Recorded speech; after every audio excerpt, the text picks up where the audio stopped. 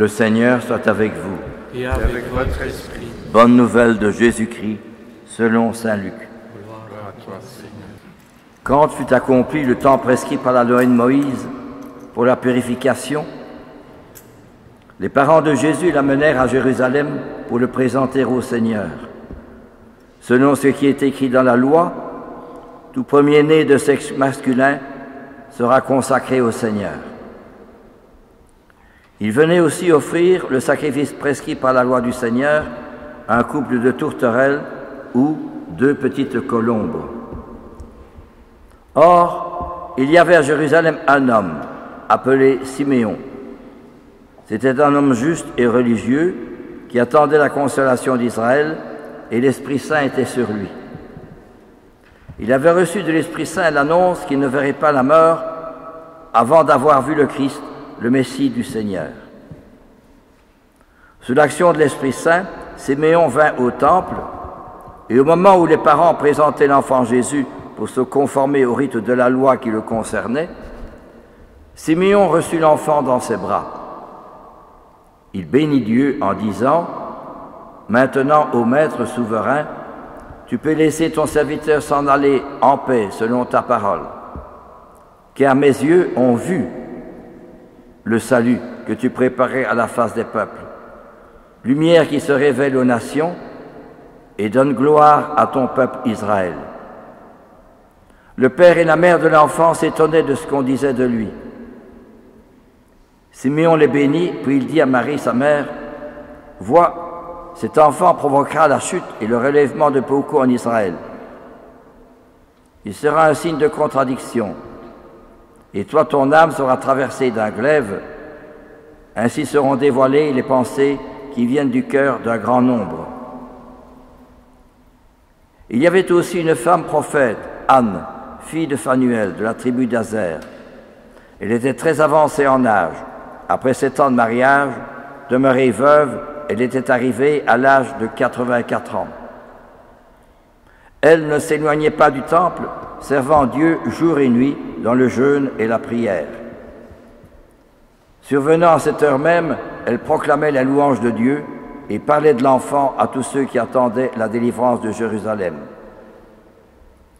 Lorsqu'ils eurent achevé tout ce que prescrivait la loi du Seigneur, ils retournèrent en Galilée, dans leur ville de Nazareth. L'enfant, lui, grandissait et se fortifiait, rempli de sagesse, et la grâce de Dieu était sur lui. Acclamons la parole de Dieu. Louange à toi, Seigneur Jésus. L'Église célèbre aujourd'hui la fête de la Sainte Famille, Jésus, Marie et Joseph. Et l'Église veut montrer par là les vertus qui étaient vécues dans la famille de Jésus, Marie et Joseph. Mais aujourd'hui, il y a beaucoup de problèmes dans les familles. Et puis, il y en a qui ne se marient plus. On vit ensemble et quand ça ne va pas, on se sépare. Alors, d'autres font une grande fête pour le mariage, même à l'église. Et puis, par après, les années passent et puis, ça ne va plus, on se sépare. Que de problèmes aujourd'hui. Certes, il y en a qui tiennent et qui sont fidèles. Mais alors, on pourrait se demander à bon droit, quel est le bon ciment pour fonder une famille, pour tenir une famille? Quel est donc ce bon ciment? Un jour, le père abbé d'une abbaye bénédictine du sud de la France, le Barou, est allé avec un autre confrère, Daniel Ange, qui est très connu, un prêtre aussi, un missionnaire aussi, qui a parlé beaucoup, il s'est occupé beaucoup de jeunes. Et ils sont allés en Grèce, au mont Athos. Et là, pour y arriver, il y a beaucoup de différentes abbayes, différents monastères, orthodoxes certes. Et pour y arriver, il n'y a pas des bus, des voitures, des camions, non, il n'y a rien. On est obligé de faire le chemin à pied, ce qu'ils ont fait. Alors ils arrivent au monastère qui est situé sur un haut point, devant la mer, sur les rochers. C'est très beau. Et l'église est assez sombre. Et là, il y a des moines, des longs cheveux, des grandes barbes, et c'est le silence. Il n'y a pas de bus, pas de voiture, pas de camion, rien. Silence. Et c'est le père qui a ça, le père abbé du Barou qui raconte ça dans la brochure de l'abbaye. Et alors, ces moines, ils ne parlent pas. Ils gardent tout le temps silence. Et quand on veut leur parler, il faut parler de Dieu. Jamais de politique, d'économie, de société, rien. Toujours de Dieu. Et ils sont toujours dans le silence. Et ils prient tout le temps. Et le père abbé de l'abbaye du Barou dit, j'ai été moi-même, alors qu'il est père abbé d'une abbaye bénédictine, j'ai été moi-même frappé, émerveillé de voir comment ces moines sont dans le silence. Ils sont toujours dans la présence de Dieu. Quelle puissance quand même, quelle force, grâce à la prière, eh bien ils ont pu arriver à dominer leurs passions humaines et retrouver la paix. Et quand on approche d'eux, on sent qu'ils sont dans un autre monde que le monde dans lequel nous vivons. Voilà ce que racontait le père abbé de l'abbaye du Barou, l'abbaye bénédictine, un très beau, je lui ai écrit pour le remercier parce que c'était vraiment très beau. Et lui-même en a été émerveillé de rencontrer ces moines avec son confrère, le père Daniel Ange. Mais alors, justement, comment retrouver un peu le fondement, la base, pour construire des familles solides, où il y a des vertus, où il y a des valeurs? Eh bien justement, c'est par le silence.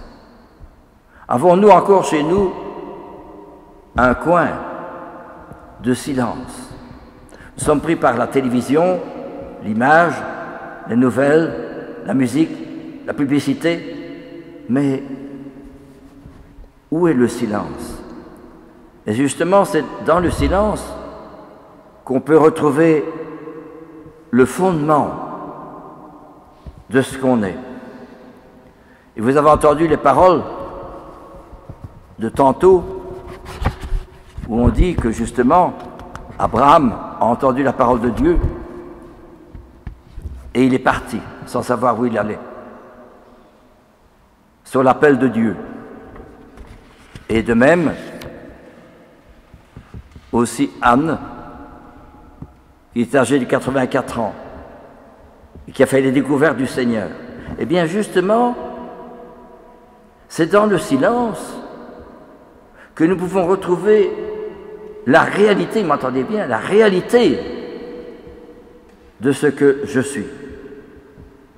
Pourquoi je vis, où je vais, et quel est le sens de ma vie. Ça, la société ne le donne pas, mais dans le silence, je trouve quelqu'un. Quelqu'un qui m'appelle, et quelqu'un qui me donne sens, qui me donne un message, une mission pour ma vie de tous les jours. Je suis pris par une vie ordinaire, monotone, ennuyeuse, il y a beaucoup de problèmes, des ennuis de santé, des ennuis de famille, que sais-je encore, de solitude. Mais dans le silence, il y a quelqu'un. Et ce quelqu'un, si je reste un certain temps en prière comme les moines, ils ont été transfigurés par cette présence. Pas dans le bruit, les voitures, le bus, les camions, tout, bien sûr, il est fou. La télévision, les vidéos, les ordinateurs, les smartphones, dans le silence. Ça, c'est formidable. Et moi, j'en suis moi-même, quand j'ai lu l'article, j'ai écrit au Père Abbé pour le remercier. C'est extraordinaire, c'est magnifique d'avoir rencontré ces moines. Et lui-même en a été saisi et émerveillé. Eh bien, c'est ce qui nous manque surtout dans nos sociétés occidentales, où nous sommes tellement pris par l'avoir, le savoir et le pouvoir, par les grandes surfaces, par ceci et ça. On court beaucoup. Où est-ce qu'on va donc? Le Petit Prince raconte, c'est Exupéry qui raconte ça avec le Petit Prince. Il voyait des trains qui passaient d'un côté, puis encore un autre. Et le Petit Prince dit, où est-ce qu'ils vont donc? Ils sont tellement pressés. Et le Petit Prince dit, moi je préfère avec ma cruche aller chercher de l'eau à pied à la fontaine pour m'émerveiller devant les fleurs qui sont dans le jardin, sur les prés. Où est la vérité? Voyez-vous, et c'est peut-être cela qu'on a oublié, que justement s'il y a tant de problèmes aujourd'hui pour les personnes âgées et pour les familles et pour les jeunes aussi, parce qu'ils ne trouvent plus de valeurs, alors on veut remplir le vide par l'alcool, la drogue, surtout la drogue. On me disait qu'il y avait encore de nouvelles drogues maintenant qui passaient, qui sont encore plus sévères, plus graves que les autres. Voyez-vous, mais que faire? Eh bien, il faut que nous puissions retrouver le sens du silence. On ne sait plus ce que c'est un vrai cadeau, le silence. C'est un vrai trésor. Et justement, si nous pouvons retrouver chez nous des plages de silence, nous pourrons peut-être alors méditer l'Évangile comme Abraham ou comme Sarah ou comme l'apôtre dit dans la seconde lecture. Nous pourrons alors éventuellement non pas seulement entendre ces paroles-là, voyez-vous, mais surtout, voilà, l'Épître aux Hébreux, que ces paroles-là, ça n'atteint pas seulement notre intelligence, notre cœur, les sentiments, mais notre être. Ça va beaucoup plus profondément dans notre cœur. Oui, notre intelligence, notre raisonnement, oui, nos sentiments, mais ça passe. Tandis que ces paroles-là de Dieu, c'est du ciment, mais qui tient, qui est solide. Et c'est justement, pardonnez-moi, pour moi, je suis le premier aussi à le reconnaître, le silence, le trésor du silence.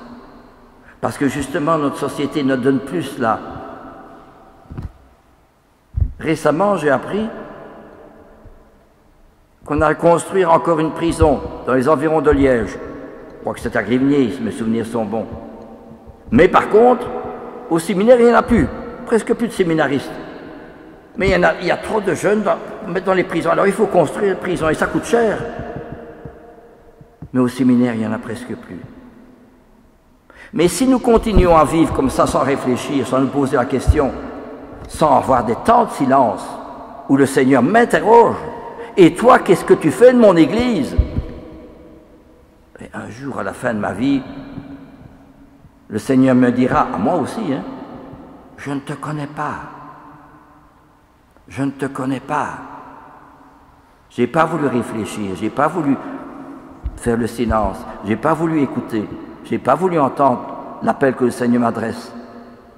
Parce qu'il a à chacun et chacune d'entre nous, il a un message à me donner, une mission à me confier. Quelle est cette mission? Ah, frères et sœurs, l'invisible. Comment ça? Oui. Pour Noël, il y a beaucoup de cadeaux sur le sapin. Et tout le monde va chercher son cadeau.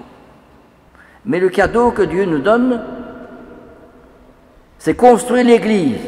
Comment? La prière et le sacrifice. La prière et le sacrifice. Eh bien, voilà ce que notre Seigneur nous demande. Et nous pouvons trouver dans le silence, ce coin de silence, où nous fermons la télévision, nous fermons l'ordinateur, nous fermons les discussions, les rapports, les problèmes, mes problèmes, etc. Silence. Il est là.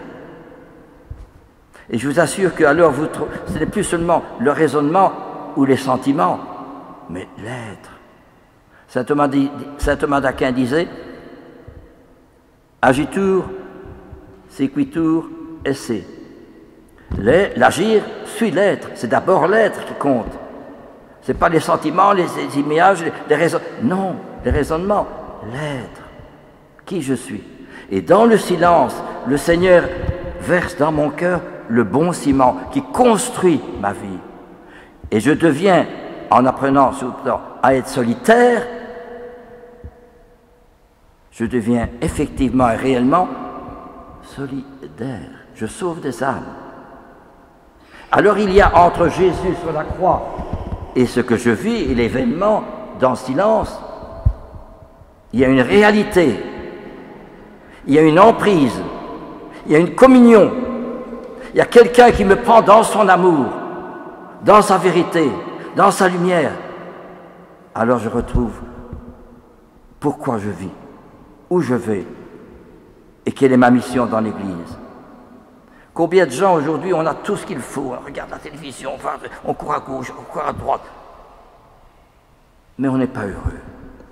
Alors on prend des médicaments parce qu'on ne sait pas dormir, parce qu'on est nerveux, parce qu'on est tendu, parce que ça ne va pas. Et pourquoi? Le silence. On n'a pas trouvé le cadeau du silence. Et cependant, si on faisait le silence, que c'est beau. C'est le soleil tous les jours, hein. Mais c'est vrai qu'il y a des problèmes, des ennuis, des difficultés, c'est vrai. Mais regardez Abraham, regardez Sarah, comme on dit. Et d'autres saints, combien, Thérèse de Lisieux, Charles de Foucault, eh bien, ils ont été transformés par le silence. Et moi, qu'est-ce que je fais de mon Église?